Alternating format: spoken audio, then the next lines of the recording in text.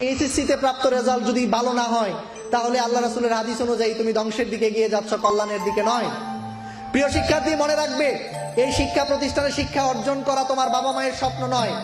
এই প্রিয় শিক্ষার্থী, এই কথা মনে রাখবে, এই শিক্ষা প্রতিষ্ঠানে পড়ে জিপিএ 5 পেয়ে ঢাকা বিশ্ববিদ্যালয়ে পড়ে, ঢাকা মেডিকেলে পড়ে, বুয়েটে পড়ে তুমি যে অর্থ উপার্জন করবে, সেই অর্থ দিয়ে তোমার বাবা মা তাদের 3 বেলার খাবার খেয়ে তারপর মৃত্যুবরণ করবে, এ স্বপ্ন কোনো বাবা মাই তার সন্তানকে নিয়ে দেখে না। প্রত্যেকে এটা দেখে যে আমি জীবিত অবস্থায় দেখে যেতে চাই আমার সন্তান ভালো মানুষ হয়েছে, আমার সন্তান একজন সুমানুষ হয়েছে, আমার মৃত্যুর পর আমার সন্তানের কোনো অপকর্মের জন্য মানুষ আমাকে গালি দিবে না, আমার সন্তানের কর্মের জন্য মানুষ আমাকে শ্রদ্ধা ভরে স্মরণ করবে। মনে রাখবে, তোমার বাবা পৃথিবীর শ্রেষ্ঠ বাবা, তোমার মা তোমার পৃথিবীর শ্রেষ্ঠ মা। এটি যদি বিশ্বাস করতে না পারো এবং মঞ্চে যদি তোমার বাবা মাকে সে সম্মান তুমি দিতে না পারো, তাহলে তুমি আদর্শ সন্তান হিসেবে ওই পৃথিবীতে নিজের পরিচয়কে জানান দিতে পারোনি। স্মার্টনেস হলো জ্ঞানের গভীরতার মধ্যে, তোমাদেরকে নলেজ পাওয়ার অর্জন করতে হবে। মনে রাখবে, স্মার্টনেস উগ্রতার মধ্যে নেই, স্মার্টনেস হচ্ছে বিনয়ের মধ্যে।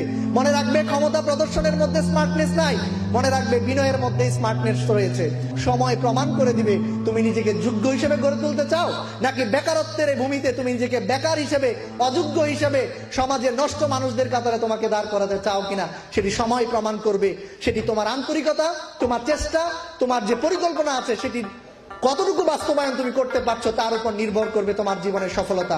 প্রিয় শিক্ষার্থী, আজকের দিনে আমাদের প্রধান অতিথি মহোদয় তোমাদেরকে শপথ করিয়েছেন, তার সাথে আরেকটি শপথ মনে মনে তুমি করবে যে আমি আমার বাবার পরিচয়ে কোনোদিন পরিচিত হব না, আমি আমার মায়ের পরিচয়ে কোনোদিন পরিচিত হব না, আমার বাবা মা যেন আমার পরিচয়ে পরিচিত হয়। সে প্রত্যয়, সে আত্মবিশ্বাস, সে আত্মপ্রত্যয় নিজের মধ্যে তৈরি করবে। জন্ম হোক যথাযথ, কর্ম হোক ভালো, জন্ম যেখানেই হোক না কেন কর্মটা যেন ভালো হয়।